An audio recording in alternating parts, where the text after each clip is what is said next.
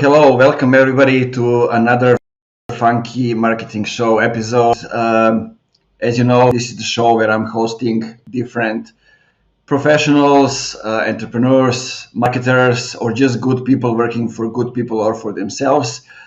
People that they are doing some things differently. It doesn't have to be good or bad, but they are doing things differently and making a difference. So one of them is someone that is joining me today. His name is Mark Evans. We already had a chance to talk.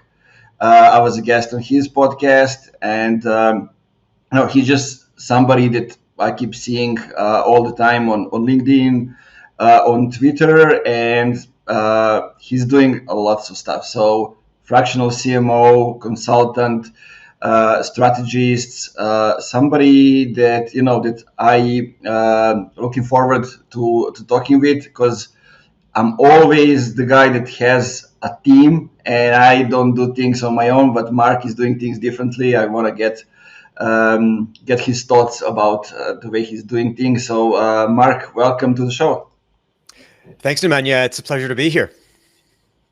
How are you today? We didn't have a chance to catch up on these little things.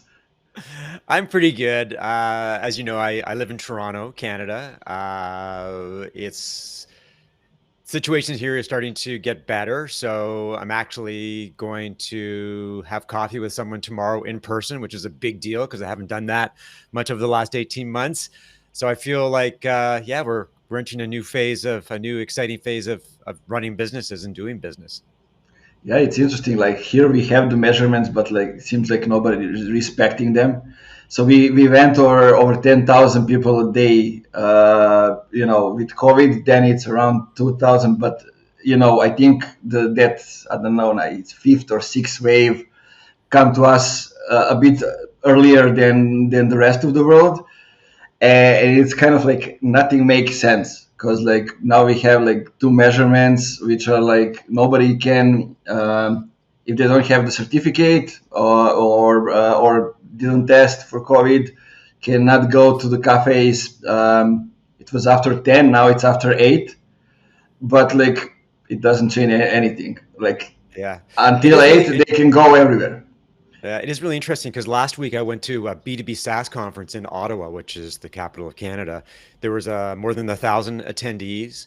The pre-party and the post-party were packed. There was probably 250 to 300 people there. And there was this sense of enthusiasm. People were so excited to get together. It felt like a high school reunion where you haven't seen your friends in a long, long time. And when you get together, you're so stoked.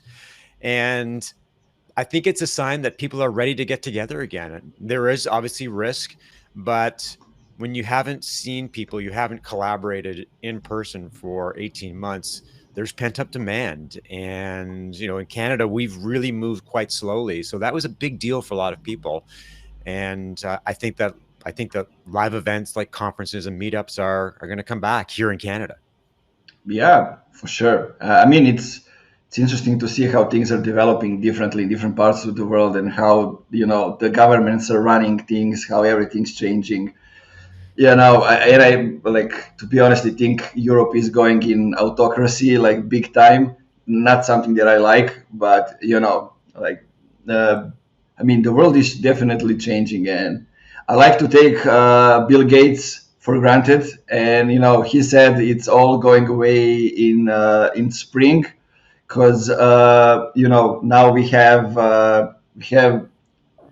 vaccines in not only, I mean, let's say the medicine for COVID in different forms and shapes. When it get distributed, we basically end up with it being the same as the season flu.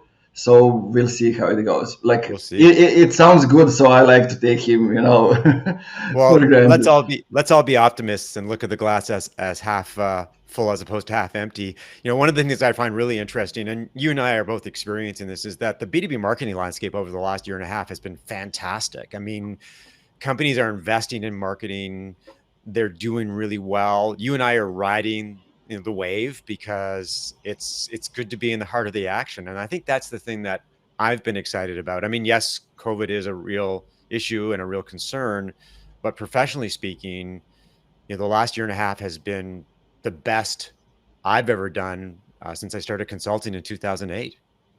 Yeah, and I think like all the situation with COVID and everything pushed everybody to digital and make them like being more brave and experimenting with different things, testing, and actually seeing, okay, these things that we were investing in, they actually don't work that well as we thought they are, right?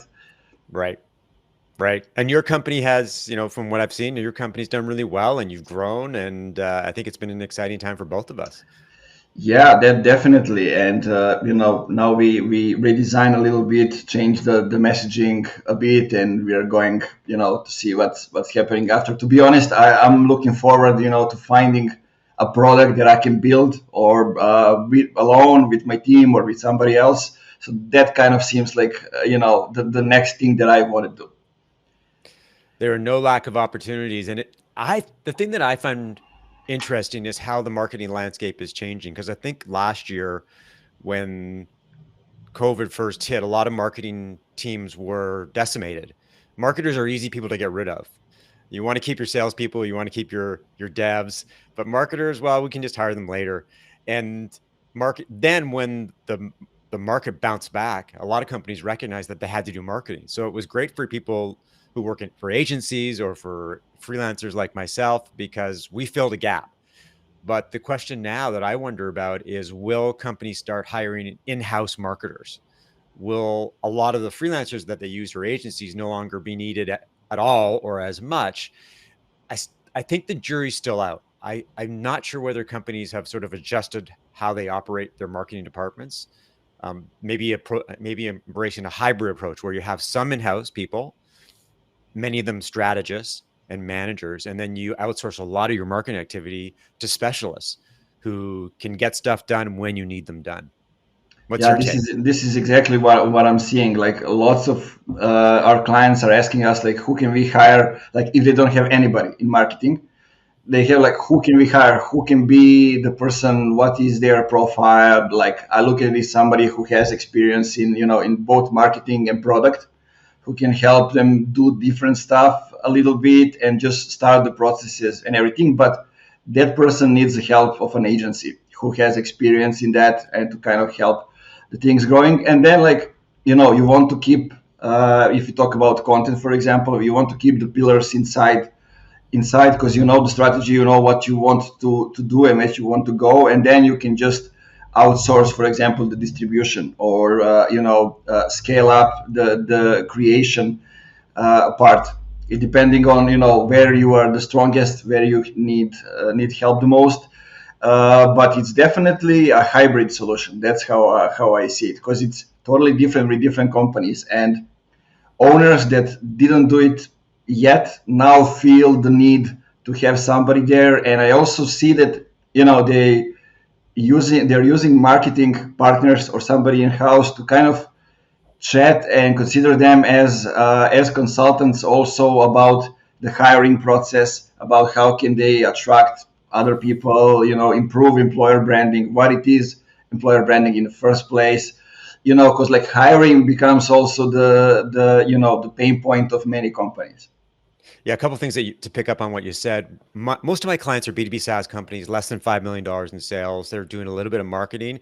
And I found that you need at least one marketer. You need somebody who's going to do direct things. I can be the quarterback, I can provide strategic guidance, but you need someone who's going to get stuff done. I think that's a key hire because they have to be tactical, but they have to be a little bit strategic.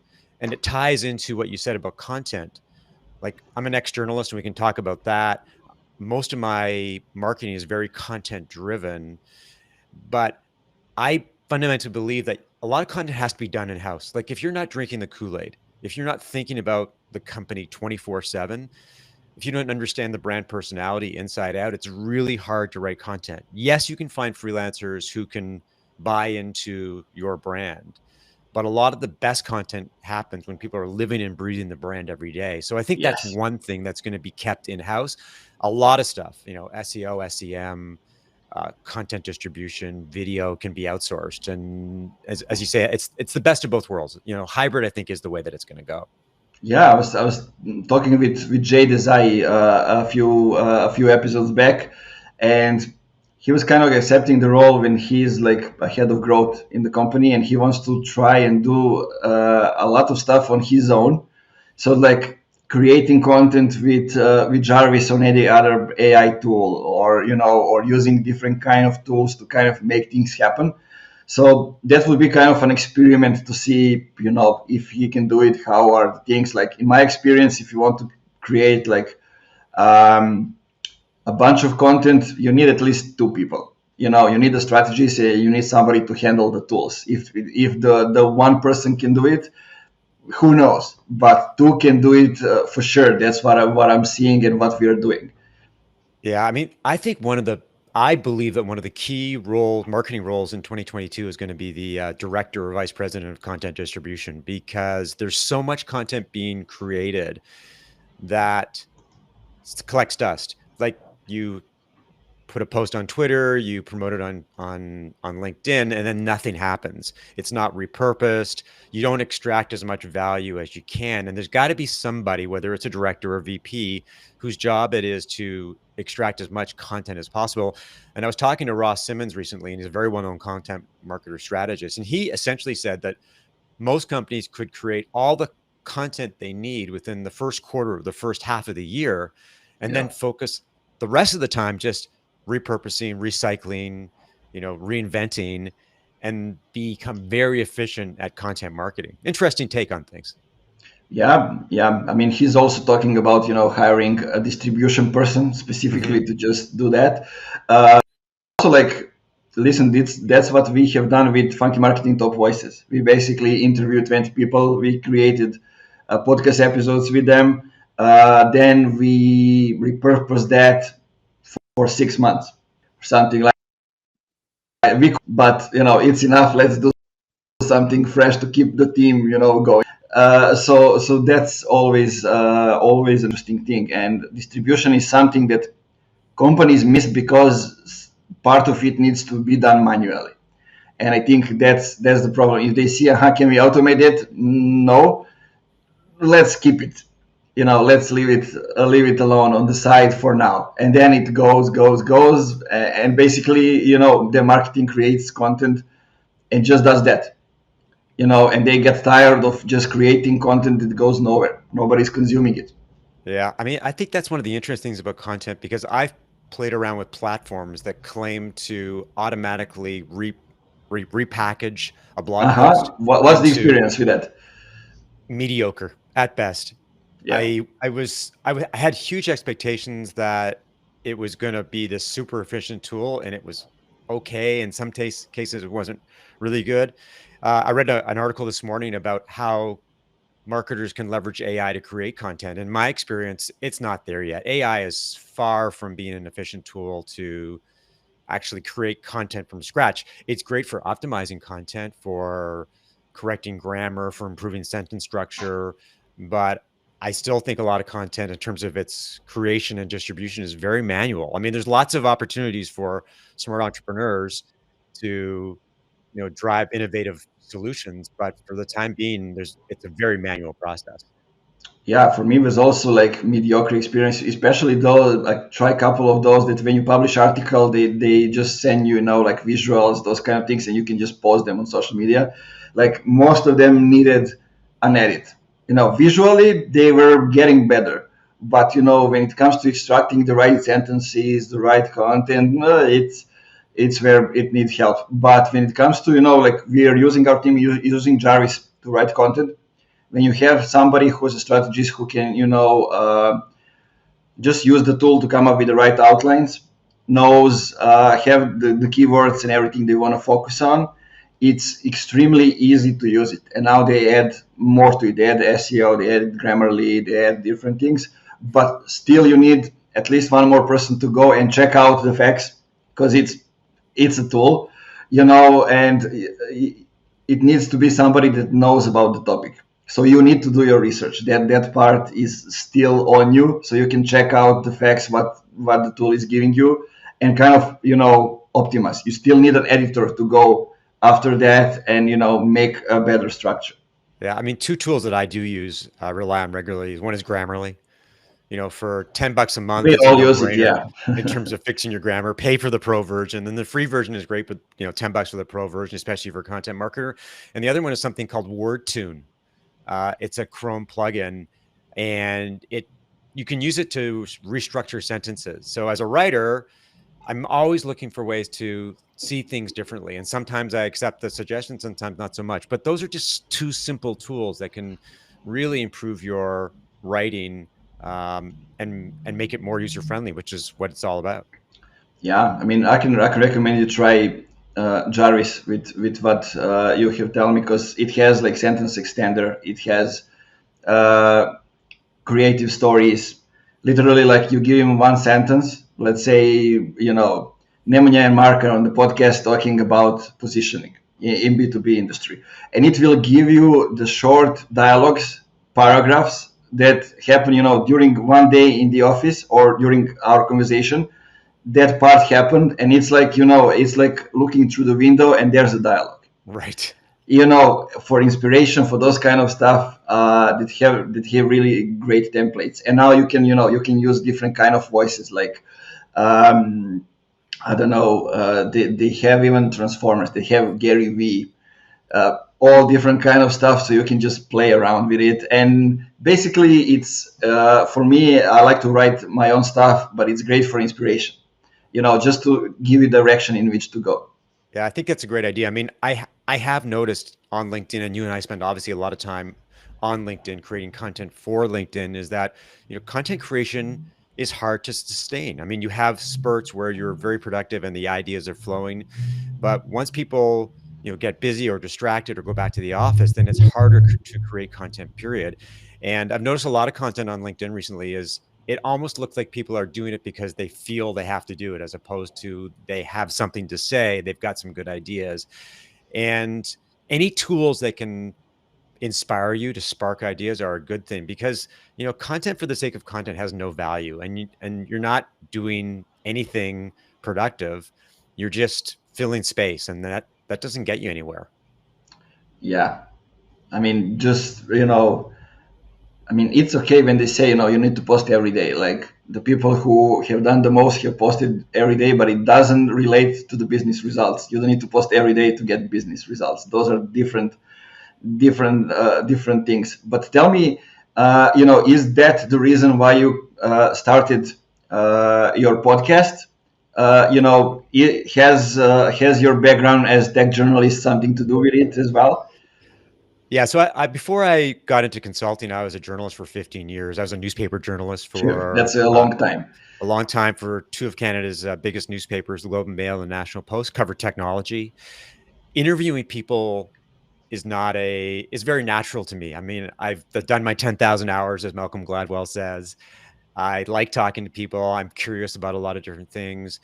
And it was interesting because I looked at a podcast for a couple of years and backed off because that's too hard and there's too many technical things involved and it's going to take too much time and work. And then the barriers to entry got lower and lower. And last May or June, I jumped into the podcast, jumped on the podcast bandwagon. And it's probably been the best thing that I've done professionally. The benefits are so massive that I would recommend it to anybody. And the one thing that's interesting about podcasts, it has nothing to do with the number of downloads or the number of streams that your podcast gets. I mean, that's a great vanity metric. It's being able to approach people and say, do you want to have a half hour, 45-minute conversation with me? And these are people that you may look up to. They may be potential customers. They may be customers. They may be partners. And since I've been doing the podcast, I don't think I've had one person turn me down. No, one person turned me down. That was Scott Galloway, who probably gets to be asked on a lot of podcasts. But You got a response at least. I got a response. I didn't reach out, but I was trying to reach out different people, like the rapper, or somebody who are totally out of the box, and it's hard to reach out through them through all that noise. Yeah. I mean, the person that actually, the most surprising person who said yes was Chris Walker, who you know, who's a very well-known B2B marketer.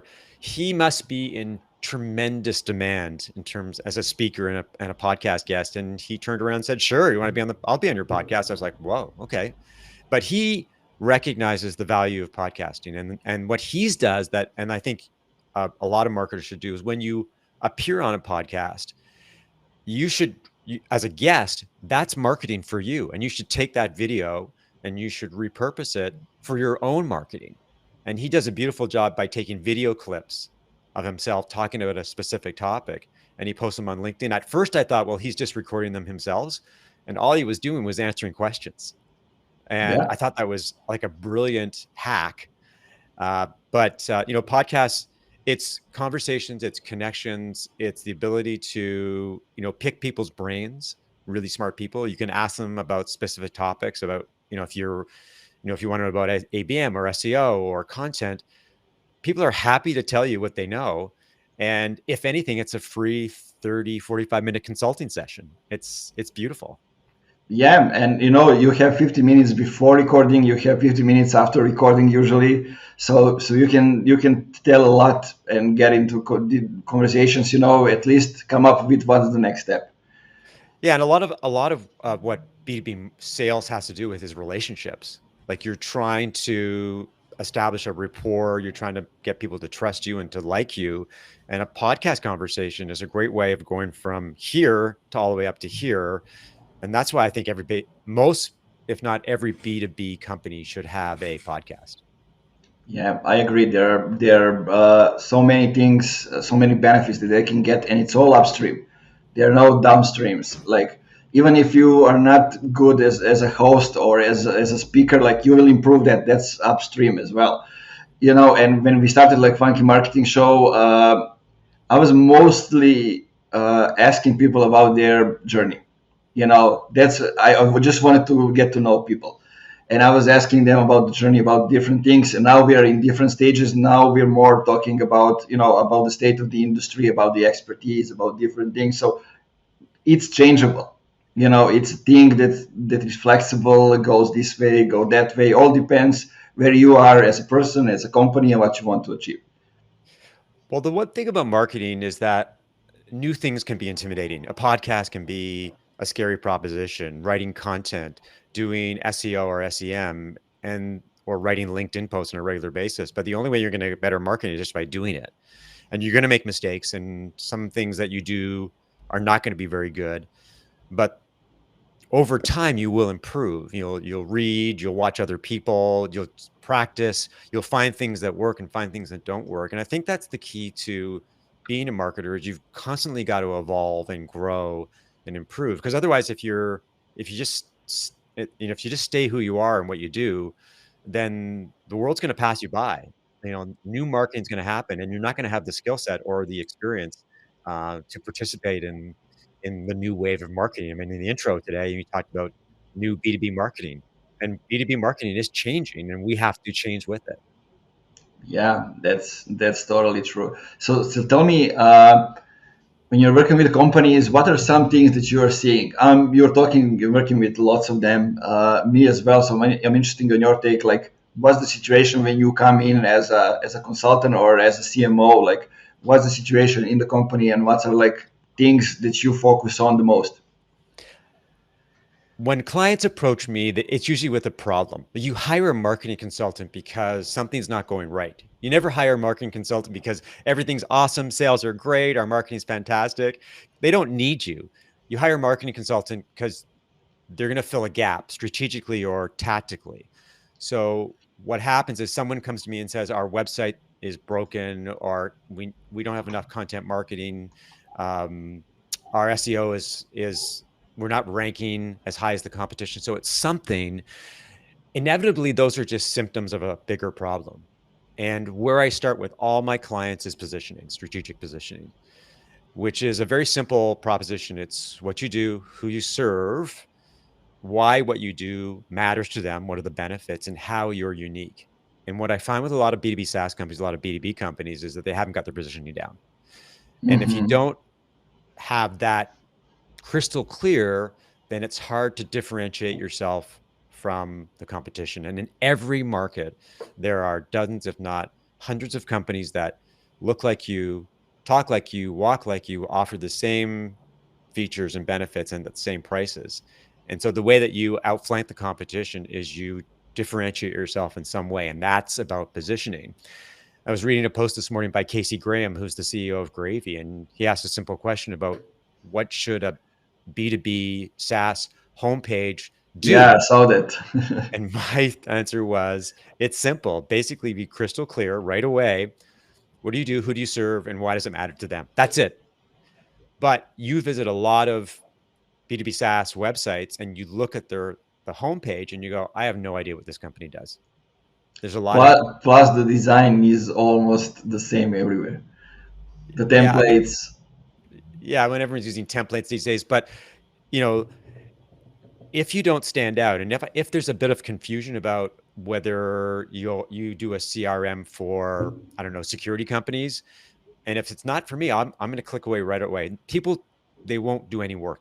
They're lazy. If there's not instant gratification or instant results, then they just go back to Google and do another search and you're done. So you've got one shot in terms of your website making an impact, and positioning has to be on. And the other benefits about positioning is that it does sort of create that underlying story for all your sales and marketing activities. So your positioning will work its way through your content marketing, through your sales collateral, through your demos, through your on-stage demonstrations. All the things that you want to communicate to the world will all come back to how strong and clear your positioning is. And that's where I start with all my clients, every single one. Some of them believe that the position is good. And so what I do is I start with positioning, which is your story. And then I work on, so where do you tell your story? Like, and who do you tell it to, which is strategy. And then it's the actual storytelling, which is tactical execution in whatever form you want to. And that's sort of the approach that I'm taking to all my clients these days. And it's just the fundamentals. Get them in place, and then you can do whatever you want. You can do whatever marketing experiments you want to, but unless you have the fundamentals in place, you won't be successful. Yeah, totally agree. I mean, that's where it go. It's easy to see from that point. When you know the positioning, who you are, who you serve. Like that was also interesting. I was doing a training on creating LinkedIn Hub inside the company, huge company, Russian one here in Serbia. Oil and gas company, and I heard one of the questions was like, whom do you serve? I asked the people in marketing. I had all three departments of internal marketing, external, and PR. And I asked them, and they were like, "It's offensive to ask me something like that." And I said, "Okay, but you serve somebody. It can be yourself, but you definitely serve. We all serve somebody." And it was interesting because doing those kind of things, especially if you are starting, if you're expecting people to be active on social media in front of the company, you gotta start from themselves. We can call that popular psychology or whatever, but they need to ask themselves questions that have never asked themselves before. Usually that's the case. They say, I never ask myself, like, why am I in this company? Like, what's my goal inside the company? What's my goal overall? Are mine and company's goal aligned? Those kind of things. And when they think about it, then it's a little bit different. They know the perspective. What I do find interesting is that there's such a focus on technology and tools, but I feel that the pendulum is coming back to the fundamentals, Mm-hmm. positioning. And one of the big things that I see a lot these days, a lot of marketers write about, is customer insight, customer interviews, knowing who your customer is. And it's interesting that you asked that question of the Russian company, because I think a lot of marketers don't know who their customers are. They don't really understand them in depth to truly know, what their motivations are, their problems, their aspirations, their goals, what their day-to-day work lives are like. And without that information, you're kind of operating with one hand tied behind your back. You're making educated guesses as opposed to specifically knowing that if we do this type of marketing with these themes or these stories, that it's going to resonate because it reflects what our customers or prospects want. And Is it because marketers are lazy? Maybe. Maybe some of them just don't want to get out there and go through the hassle of talking to customers. Maybe they just don't understand the importance of customer insight. But I think fundamentally you should be talking to your customers all the time. Like and going back to your question about podcasts are a great way to talk to your customers. It's a carrot, right? As opposed to like, do you want to spend 30 minutes talking to me, just giving me all the information about how I can do my job better? Or do you want to spend 30 minutes on a podcast with me so that we can share to the world how smart you are because we're doing business together? Like, it's a no-brainer, right? So Yeah. the more you know about your customers, the better. And the simple thing is talk to them. That is marketing 101.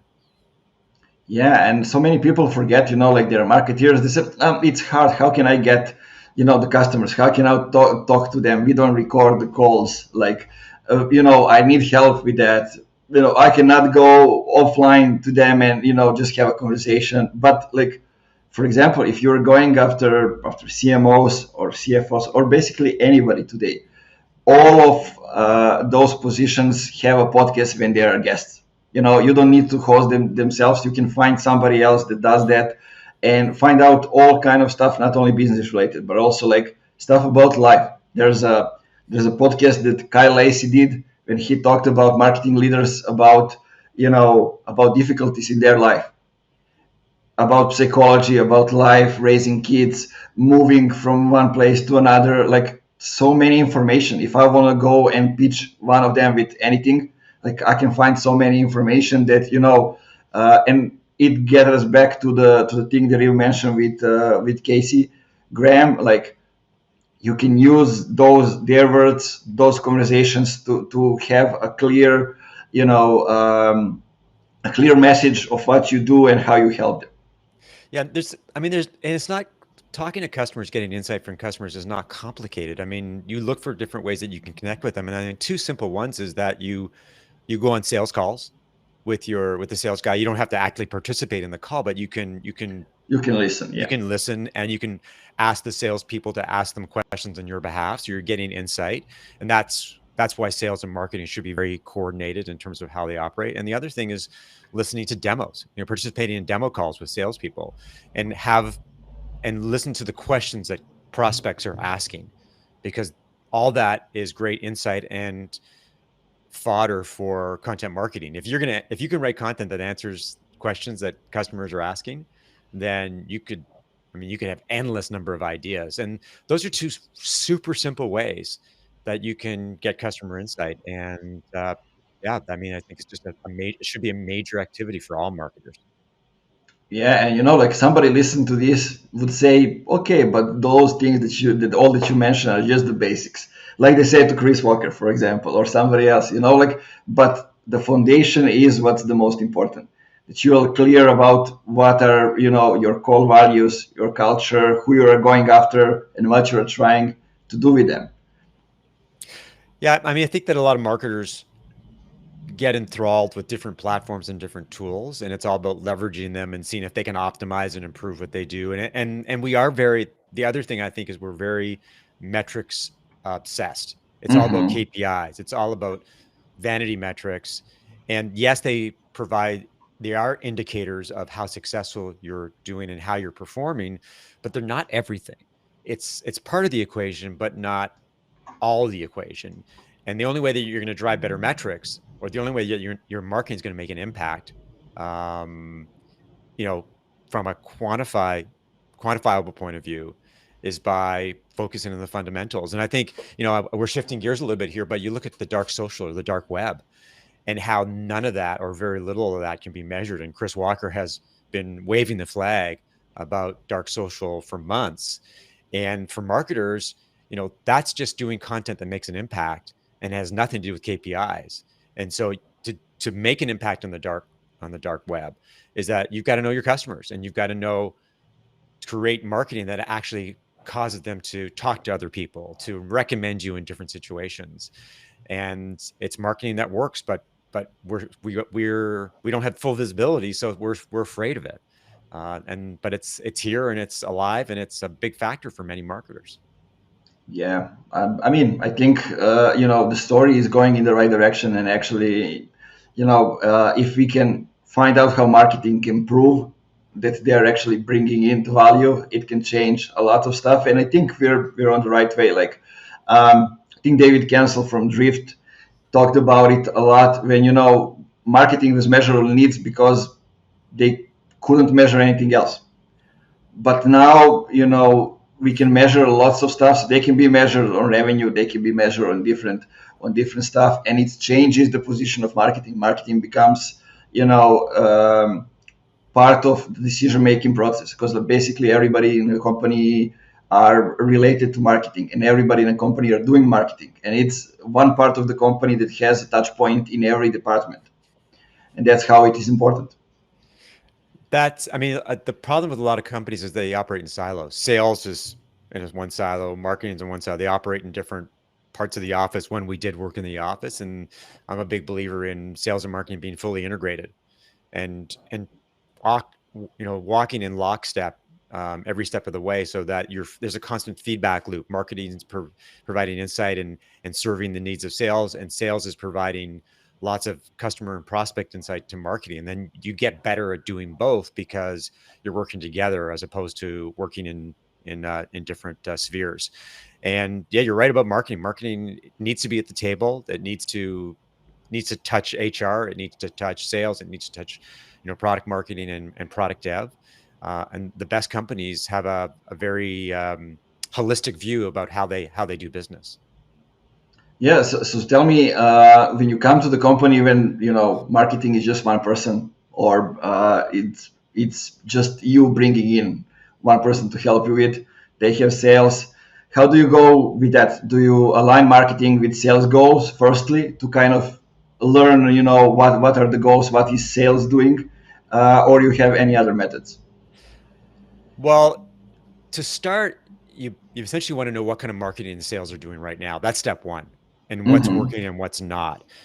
Because many organizations, they're doing sales, and most of the companies that I work with have sales. So something's working. They're attracting customers. So what is it that sales is doing that is effectively bringing people on? And it's interesting because when a company is not doing much marketing, then is it the product that's working? Do they have really good salespeople? Do they have some collateral that's super effective and that resonates? Are they going to conferences, for example, and that's where they're getting most of the leads? Because that's what you have to do initially, because you have to find the strength within the organization, and the strength can be the product. And the product is simply so good that people buy it regardless of the fact there's no marketing. So what you can do in that situation is you can just improve what they've already got, improve the positioning and the messaging to amplify the value of the product, or optimize some of the sales collateral, sales decks, sales videos, the demos they're doing. So you basically want to take what's good and make it better. And the second thing is that you want to look at gaps. What are their sales and marketing gaps? What are they not doing? Where are opportunities for them to move the needle? And I think that's one of the things that is important with a lot of smaller companies, is that you can't be all things to all people out of the gate. You've got to do a few things and do them really well. And as important, those things have got to make an impact. They've got to validate themselves or deliver ROI in the short term. So, for example, if you went into a situation with a company that's not doing much content marketing, what you could do is you could develop a really good ebook, something that delivers thought leadership and insight, and then develop a drip marketing campaign and a landing page to drive distribution and get some kind of lead gen going. And that could be just one piece that you do that's a quick win. Like for a Yeah, marketer. yeah. No, I'm laughing because that's what I've done with Funky Marketing. Just one 30 pages strategic ebook, simple landing page where it starts. Download it, and then basically they can implement it themselves, or they get 5 emails when we go deeper into that, and they can just go and schedule a strategic call with me. Yeah, and I like things like I like doing overview videos, like those 60-second, Mm-hmm. 90-second overview videos. Again, low hanging fruit. You can use it on LinkedIn. You can use it on YouTube. You can use it on Twitter. You can use it on your website. You can use it on sales calls. nurturing calls. I mean, again, like quick wins, because companies that don't do a lot of marketing or just getting into marketing, they're skeptical. Like, it's a bit of a leap of faith for them to hire a marketing consultant or do marketing, period. And so if you can show them right off the get-go, hey, we did this, it made this impact, they feel more confident about marketing. And that's the number one thing. If they trust you and they feel confident that you're doing the right things, then they'll get more, then their approach to marketing will change. So for smaller companies, quick wins are important, but it's also important to get the fundamentals right. So buyer personas, positioning, putting together a marketing plan. It doesn't have to be terribly detailed. It just has to create that roadmap. Okay, we're going to do these things because they matter for our target audiences. And I'm a big believer in less is more. So it's better to do a few things or focus on a few channels and do them really well, as opposed to try to be everywhere, which is what a lot of companies try to do. And then they end up doing it in very mediocre ways. And then they get disappointed with marketing and they stop. And then that's the ultimate failure. So you have to be pragmatic, but at the same time, you have to recognize that marketing needs to deliver results. And that's our job as marketers. Yeah, I totally agree. Um, and I mean, just listening to you, I was thinking about a few companies we're working at the moment. They no have never had marketing, never had HR, those kind of things. IT companies existing for 20 years, and you need to go slow. We kind of always want to do fast, and go and do like we are the highway there, like the small car over there that is not for ready for the highway yet, and we need to lower the speed and go at the speed that they can function with, they can understand. Yeah, that's a great point, because as an agency or a consultant, there's an inherent pressure to perform. Mm-hmm. We feel that, they picked us for a reason. We should deliver results like as fast as possible. So our default is to just go fast, fast, fast. And what I found, what's interesting is I'll try to do things like before I would have tried to, all right, like let's say I'm doing something and I do it the next day, right? They're not ready for it. Like they just don't have the cycles or the time to look at it. But if I had waited like 4 or 5 days for them to look at it, to give it to them, they'd be ready for it. So you're right. I mean, one of the things about working with external marketers is you have to establish the terms of engagement. You have to understand, like, what does your customer want? When do they want it to happen? And what does success look like to them? And those are super important, because if you're not aligned on the basics of a marketing engagement, then it's not going to work. You're not going to create that great partnership. So marketing really has to do with, being as clear as possible what expectations are and what's important to them, because ultimately your job is to serve them in the ways that work for them, not ways that work for us. And that's an important distinction. Yeah, looking from that perspective, and being a consultant, maybe you can tell the people listening, how they can choose the right consultant or the right CMO, because that's the reverse process, because they need to choose somebody who fits their needs. That is a huge question. And I actually recently did a podcast with a guy named Kevin Whalen, because we were just talking about that topic. A month ago, I lost a really big client. I just got them. We were 6 weeks into the engagement, and we decided to part ways for a variety of reasons. And it did cause me to think about, so did they make a mistake? Did I make a mistake in agreeing to the engagement? And the key to hiring the right marketing consultant or agency is really spending the time to understand what you're looking to do, when you're looking to do it, and what success looks like. Those are the fundamentals. And it really is a negotiation, even before you agree to work together, is that you really have to, both sides have to push hard on, does this make sense? Do you really need what we're offering? Can we serve you in the ways that you need, or the things that you want? And in some respects, Kevin made an interesting point, is that sometimes you have to basically push back and say, I don't think we should work together. Because when a consultant says that, it forces the client to essentially say, well, no, no, no, this is what I want. And the more clear they get about what they really want, then the better you can help them. So if a company comes to you and says, our website sucks, then can you help fix our website? That's not, and you can't say yes to that because you don't know what the problem is.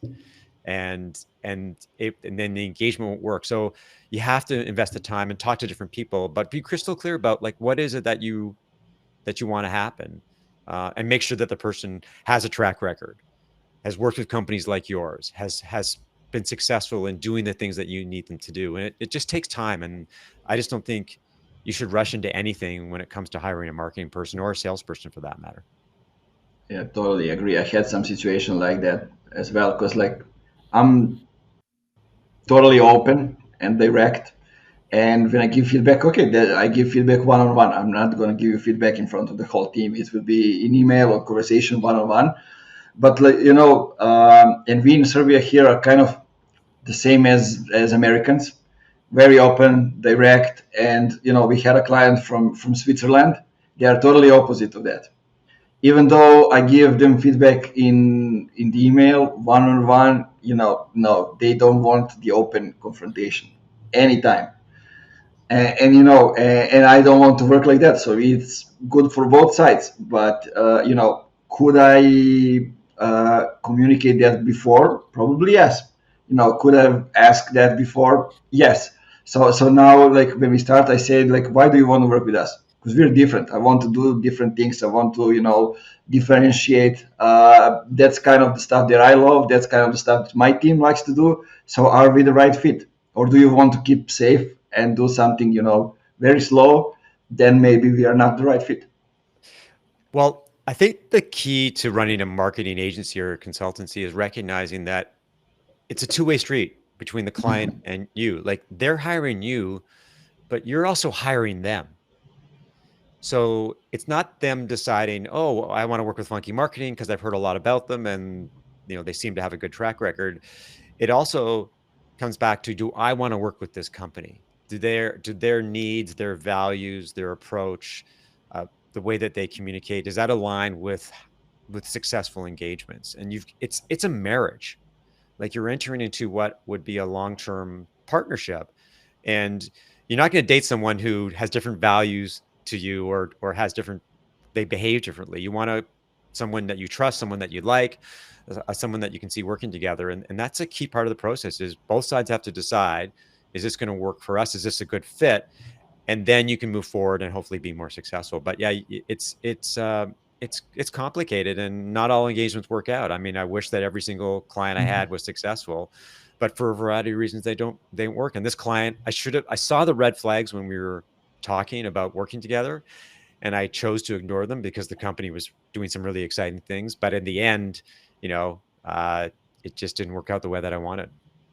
Yeah, I think that's the whole other conversations, talking about negotiating with a potential client, sending an offer and everything. I mean, that can be a good topic for us to have another conversation in the future. But tell me, we are all in B2B focused on LinkedIn. What are some things that you can tell me of the way you're using the platform to kind of, show what you're all about, get the clients to just connect with people? So LinkedIn is a great place to be as a B2B marketer. We all know that, where everyone spends a lot of time there. But I think that it comes down to 4 C's, right? The first one is content. So you have to create content on a regular basis, or you should create content on a regular basis. And as you said earlier, it doesn't have to be every single day. But if you've got things to say and you think they're going to add value, then you can write as often as you want. So that's number one. Number two is comments. Comments are as powerful or even more powerful than content because you're engaging with other people, you're sparking relationships, you're sharing insight. That can help you market at scale. So and you should be commenting on a regular basis and not every day. You don't have to post every day, but you should comment every day. So that's number two. Number three is obviously connections, and connecting with people that you think are going to matter to you, people who could be interesting and you want them to be part of your network. So you should be actively looking for connections and expanding your network. That's just basic, business development, marketing 101. And the most important thing, and the one that doesn't happen enough, is conversations, is taking the leap from connections to conversations. And we don't do that enough, but that's where the opportunities happen. That's when the real biz dev and relationships emerge. And it's just a matter of connecting with someone, commenting on their, seeing them comment on your content, and just reaching out, sending them a note and saying, hey, listen, love your insight on content marketing, would love to jump on a call and compare notes.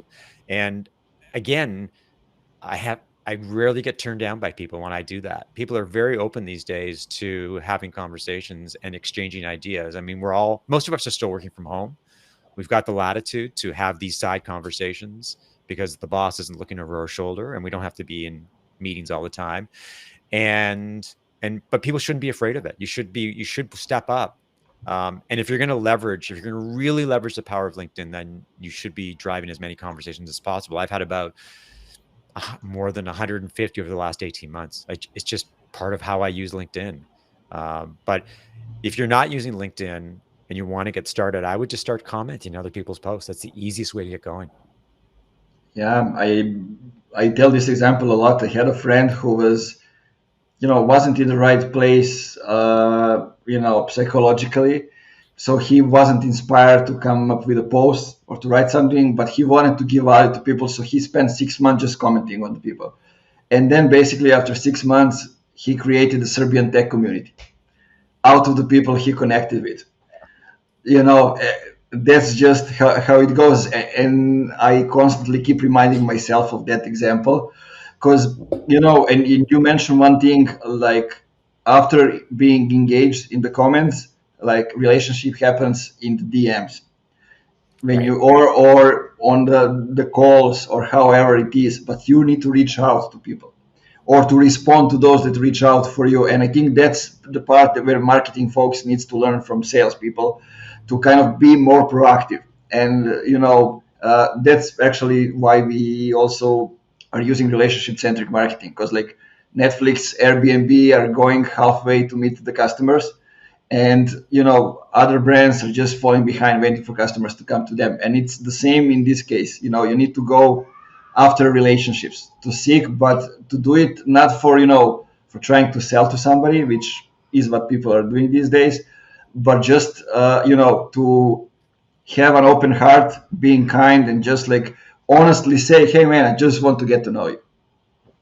I mean, if you're genuine, if you're not trying to sell, because that's the biggest faux pas. If you're trying to sell, then conversations are great things. And one of the things that I think about when it comes to LinkedIn is that you and I are part of the LinkedIn sort of hardcore group, and we believe in it, we participate, we engage.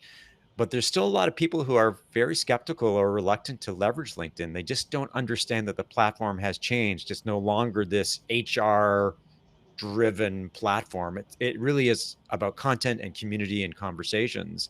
But a lot of marketers and a lot of companies are still on the sidelines. They just don't understand how effective the platform can be. And I think that's a mistake. So my advice to any B2B SaaS company is that your people have to be leveraging LinkedIn. You have to be leveraging LinkedIn because, it's become the way, as powerful as conferences and content marketing. It's got to be part of your marketing and sales, foundation. I mean, it's free, and it's like having to speak at a conference of like 3 million people in a year are seeing your content. And Yeah. it's for free. You just post and engage with people, and it happens. So that's not something that's going to last for a much long period of time. Yeah. I mean, to give you some context, I mean, before LinkedIn, before COVID, my marketing for my business was coffee meetings, which, they're 2 hours of fare. You got to go and reach out to somebody, then you got to travel there, you're going to travel back. Or I went to conferences and I wandered around, and maybe I spoke at a conference, but I wandered around looking for people to talk to. Totally ineffective, and people would only see me when I was out there, but on LinkedIn, you're out there every single day. Like, people see you and read what you're writing or read what you're commenting on every single day. And you can market at scale.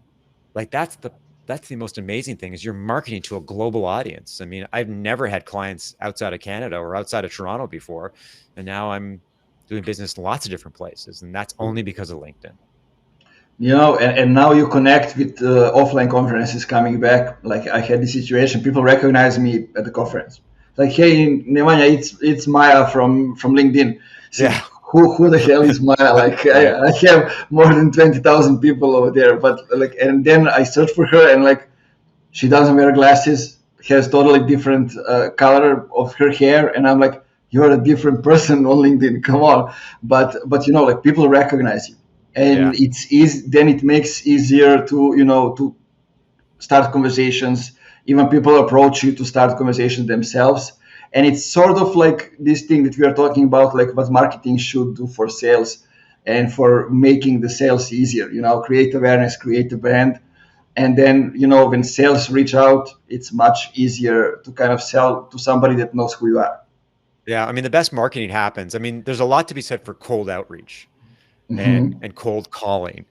But the best marketing happens when you've already warmed up the audience. They already know who you are. They already know what you think, what you do. They have a sense of your personality. So when you do reach out to them, or they may reach out to you, that relationship has already started. You haven't even tried. In some cases, you're just doing what you're doing, but you've built brand awareness, and that's good sales. That's good marketing. And I think whether you're using LinkedIn or Twitter or TikTok or YouTube, whatever you want to do, it's all about you get your message out there, get your brand out there, and it makes conversations so much easier. I agree. Not to take you much longer, I want to respect your time. So tell me, and tell the people listening, what is something that we didn't say that you feel like they need to know, or what's one take that they can get out of the episode? I think that 2022 is really a move back to fundamentals of marketing and sales. I think that conversations, connections, content, um, focusing on what matters, being crystal clear about who you serve and what you do is going to be increasingly important. Things are getting noisier and busier as people go back to work, as conferences come back. People will we're in the what we call the attention economy, right? You only have so much attention to spread out to invest. And if you're not standing out from the crowd, if you're not being creative, if you're not taking chances, if you're not experimenting, then you're just going to do what everybody else is doing. And it's easy to go along with the crowd, right? Like the old adage is that no one ever made a mistake by buying IBM, and that's fine. But you won't differentiate yourself, and it's too competitive out there not to take chances and put yourself out there.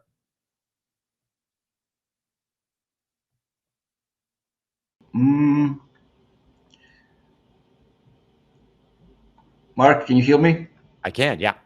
Yeah. It happened.